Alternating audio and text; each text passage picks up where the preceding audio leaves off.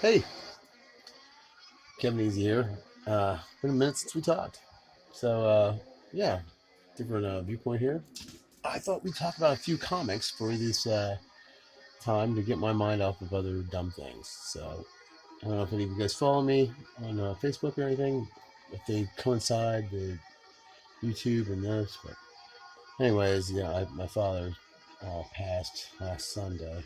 Not this recent Sunday, but the Sunday before. It was very surprising. Not totally unexpected, and sucked. I miss him. Um, his funeral will be this coming weekend, day before my birthday. It's awesome, but whatever. I'm an adult. Birthdays suck as you get older, anyways. That being said, I have to say, here's part of the reason we're doing this video. We'll grab it up here. Yeah, and I'm a Transformers fan. I got a little Transformers shirt going on right here right now. I love this shirt. It's one of my favorites. Instrument of destruction. Has the Megatron on the front here. Let me get it up here. Megatron. Starscream's fucking all raised. Soundwave here. But one of my friends, shit. There we go. We're listening to the soundtrack. This is Sorcery on the music here, if you can hear it. Let's turn up here if you can hear it. It's also the music from Rocktober Blood. There's a killer on the loose! There's a killer on the loose!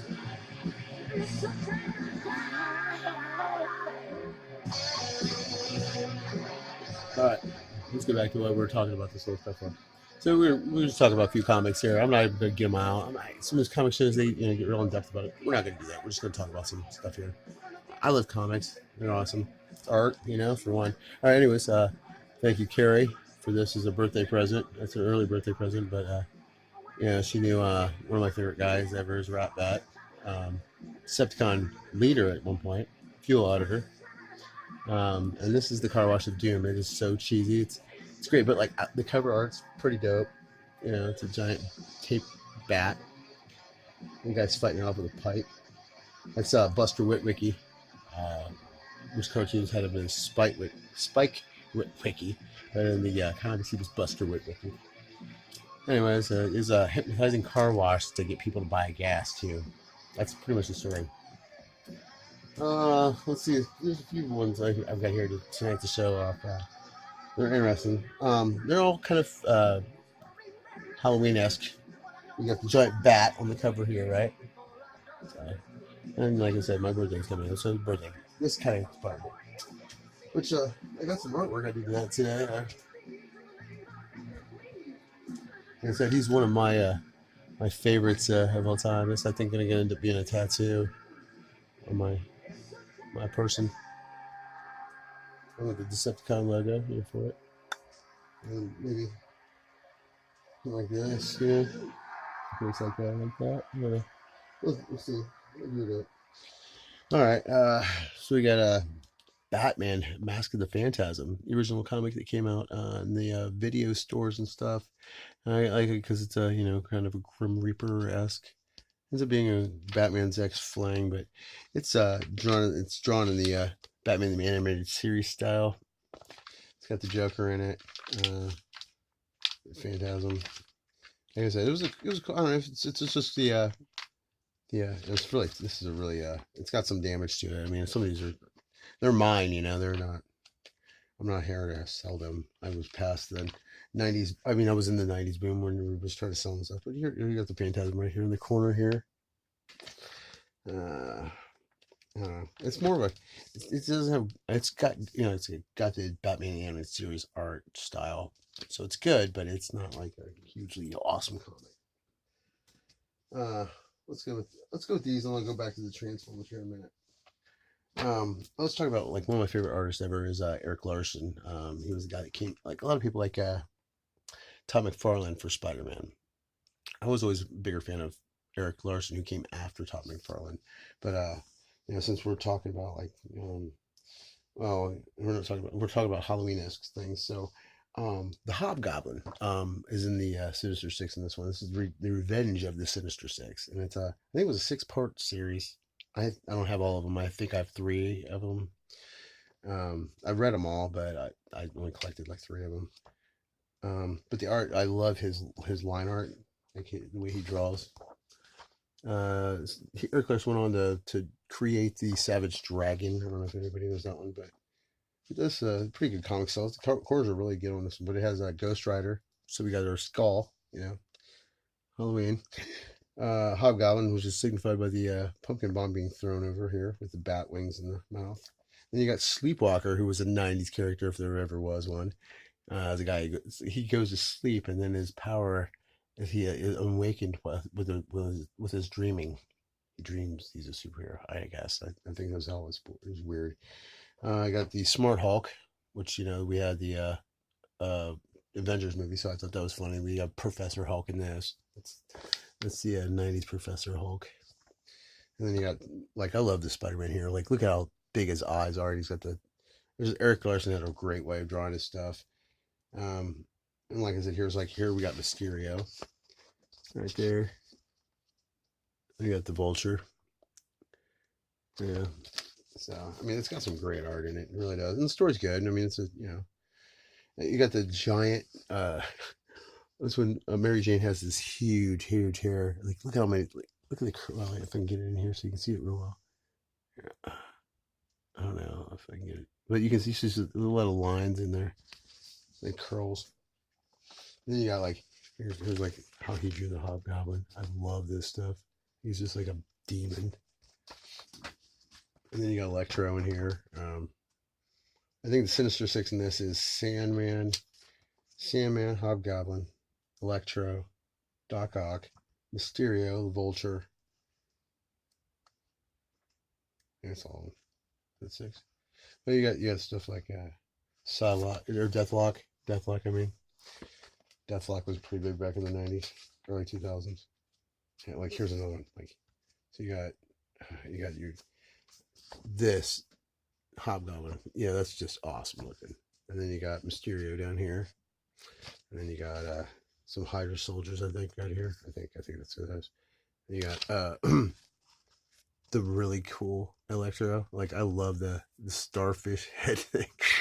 Then you got the Vulture over here, and Doc Ock with the pimp white suit on and the glasses. He looks so cool in this. And yeah, and then they replace he in this comic, Sammy gets turned to glass in it. So because he was actually Spider-Man turns him into being a good guy in it, I think. Then they have this guy named Dog as the next Six Sinister Six. So that was part 5. This is part 4. This is one that was before it. I like this one though because it has a Spider-Man with a cybernetic arm. I got it just for this part here. That's what got me into this. I was like, wow, that's awesome. But he's not really cybernetic. It's a cast. It's some kind of science cast deal. But it does have this cool Spider-Man look where he's got his head wrapped. He's got a goggle on his eyes. His arm looks like a cyborg. It's cool. That's cool art. I have to say, it's just neat looking. And that's kind of what the '90s were in some ways. Sometimes it's storytelling one way of having cool art, which is okay by me sometimes. Sometimes it is seeing the cool artwork in a comic book. Part of the reason you read them. So there's that. Revenge of the Sinister Six. There's 2 episodes. You can see. I'll check it out if I were you. It's a comic that a lot of people had in the '90s. Once again for Halloween. The Real Ghostbusters, issue number 1. You can see it's got a lot of damage to it, but it's still here. The corners and stuff. This is the Real Ghostbusters cartoon after the Ghostbusters movie. So the comic came out in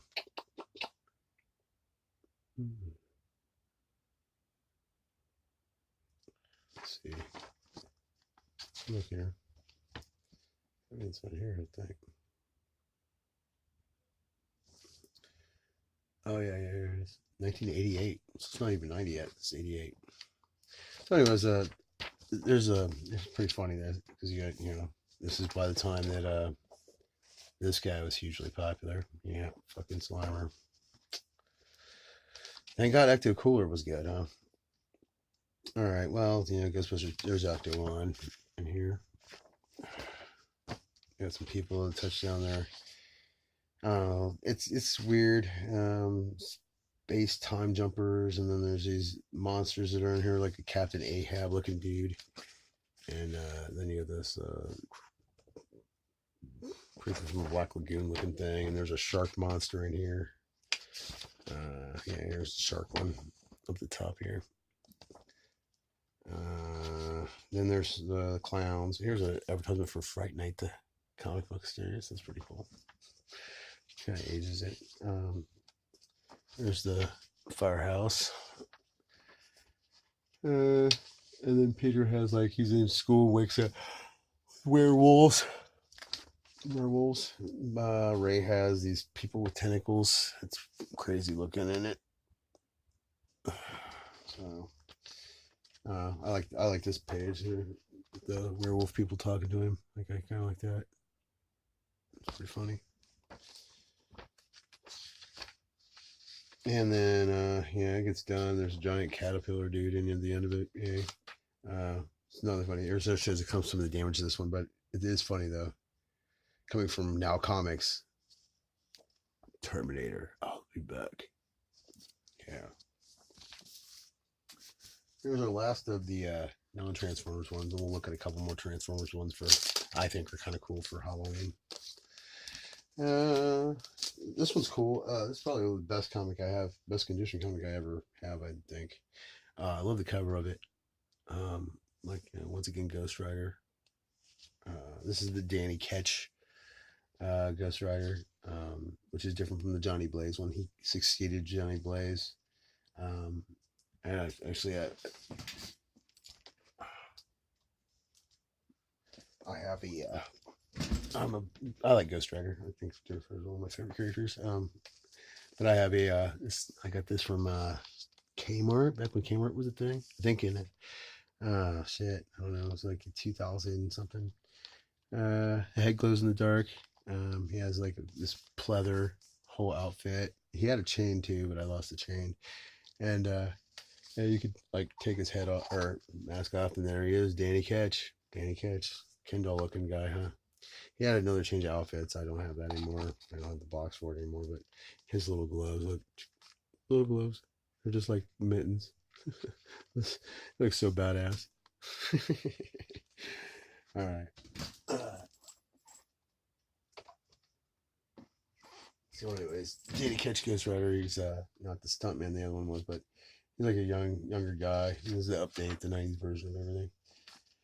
And this is when you got the new Ghost Rider bike, more like this is the kind of the classic one for that. Well, the classic one's the sport, the chopper, but the '90s version was like this one, where it had looked like it had eyes and stuff. But this is what's really cool about this comic. Now, it's done with this really dark style, though. I mean, the Ghost Rider comics were always kind of like, see how it's like a lot of black, like white ends up becoming just the balloons most of the time. Like, this is all like red art ink. It's pretty cool. It's just a dark comic. Like, this skull is always, prominent in it. I mean, how can you go wrong with a flaming skull, right? So like you got that page, but this is what's cool about it here. So you read the first page, you see the part Ghost Rider comes in, then you read this page, and then you flip this out like this, and oh my god, it's a pop-up center, right? Very cool.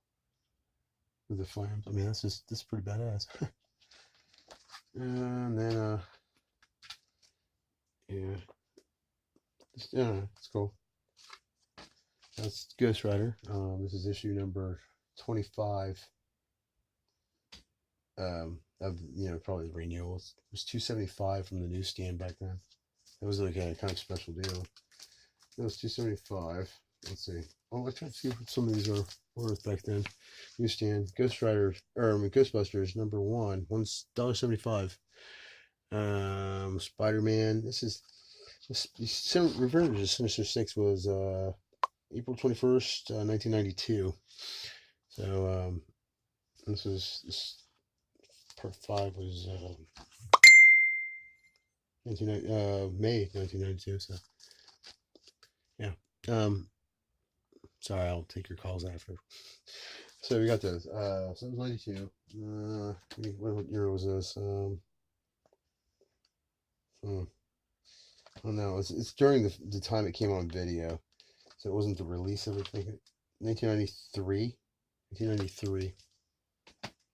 Okay. These are a little bit newer. They're not super new, but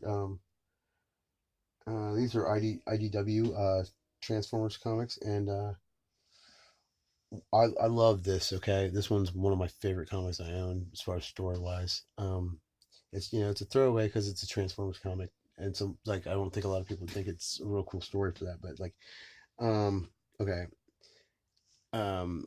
Cup is a character from Transformers who is the curmudgeon old ex soldier. He's been around forever. If you see the Transformers movie, he's like the guy who hangs out with Hot Rod. So, anyways, this comic is essentially I Am Legend or The Last Man on Earth in a Transformers comic. Cup is on the spaceship with Outback, who, as far as toys, Outback was the repaint of Brawn, who was the little mini Jeep. I don't have him myself anymore, but he was a little mini Jeep, about the size of the original Bumblebee, the Cliff Jumper. Yeah, he was a tan color version of it. He talks like he was Australian. So, anyways, Cup now back on a spaceship. They crash on this planet. It's highly radioactive, or has this weird radioactive kind of thing to it. So, anyways, Cup starts going a little bit crazy from this, and he's always, it shows him like, and I love the art style. It's very, I don't know, it's kind of different for Transformers. It's like a lot of Transformers stuff is real blocky, but this is kind of from the movie verse era, but not quite. It still has a very animation look. But he's driving around. I like how Cup's all beat up looking, and it looks kind of like Mad Max. He's all blown out black smoke and stuff. Anyways, these crystals are driving him crazy. You can hear him singing and stuff, and he starts talking to Outback as a body. And I love how he's just like half like destroyed body. Like, he looks like a corpse. And he's talking to old Outback and stuff. And at night, he starts seeing these guys. They come try to like get in, like I like how old Cup looks like there. He's in that middle picture right there, and then he's seeing a ghost of like Springer talking to him, telling him we're coming for you. And he's doing this, all these demons come in, they're trying to get in the house, and he's just beating him out and stuff, like fighting him with a club and everything. And the daylight kind of like washes him away. See, he's like resting the next day, and then next night, same thing. Like, here comes this ghost of Springer-looking ghost. Cup's beating him off and everything, fighting him off tooth and nail.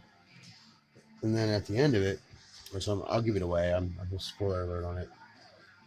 Like, you see it now, and they're getting the outfits were these anti-radioactive outfits the Autobots had to wear to come rescue Cup from this planet, and they were like doing a time warp, or like a space space warp to where Cup was at, and start. It's funny. So they were going there, and like, Cup and Springer are buddies. Springer's like the leader of the Wreckers, which is this like a Marines version of the Autobot army. So like you find out that like he was trying all along. He was using he ends up using Trailbreaker,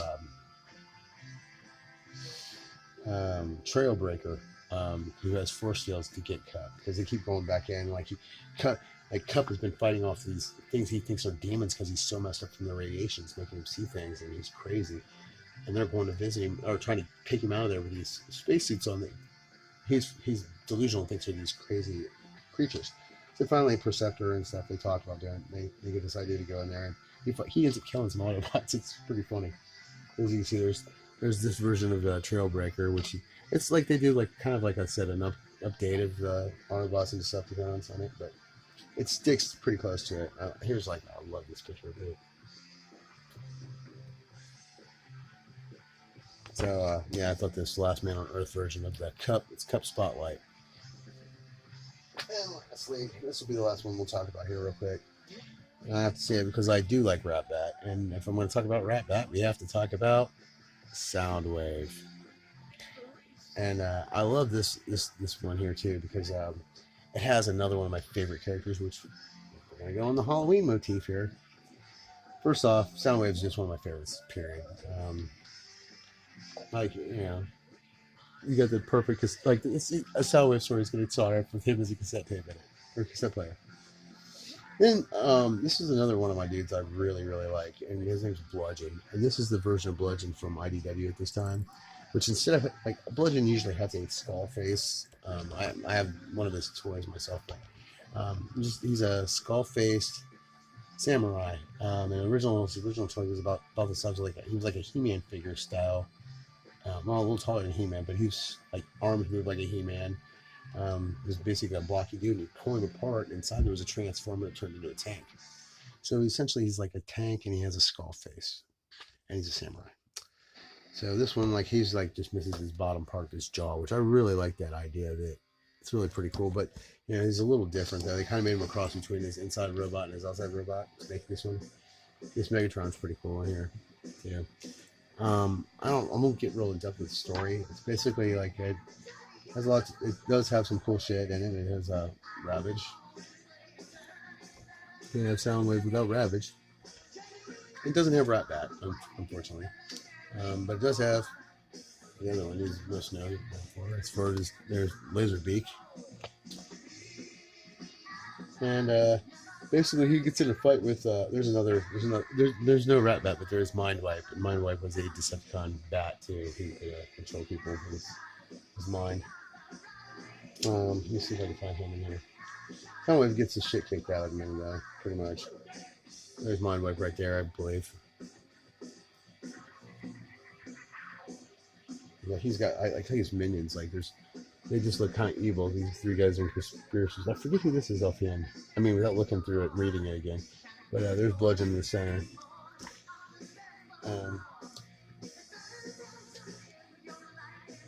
Yeah, I can't remember who's in this as far as those guys. Well, and I like this picture though. It's pretty badass. This Bludgeon kicks the shit out of the cassettes. Yeah, right here. Boom. There's Laserbeak getting knocked out. And there's Bludgeon there, and then there's Bludgeon here stabbing. I mean, like behind his back, just stabbing Ravage. Pretty sweet. And then finally, Soundwave gets basically. And this is in, I think, Soundwave's point of view, if I remember this comic correctly. And then it lastly shows, which I think is funny because it's like I said, this is from the 2000s, at least 2006, 2007.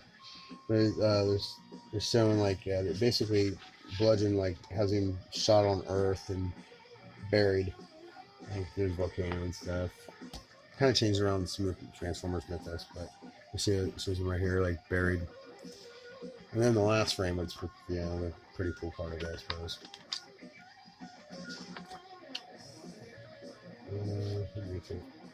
Where it shows him some kind of nostalgia piece in a store. Like I said, it's got a cool cover too. I mean, anytime Soundwave's just cool looking, anyways. I mean, he's the face that the Decepticon logo is made off of his Soundwave. So, yeah. I've got one more thing we'll put on here just because it's cool. So Eric, my roommate, best friend, guy who plays in with me, brother. He does every year. He goes to Columbus for Halloween, like he goes in shops basically. Columbus is a week cooler than London is. But he got me a little gift, so I can't go in here without saying how cool the gift this is. Sticker. I don't know what's going yet, but I have this cool new Transformers sticker.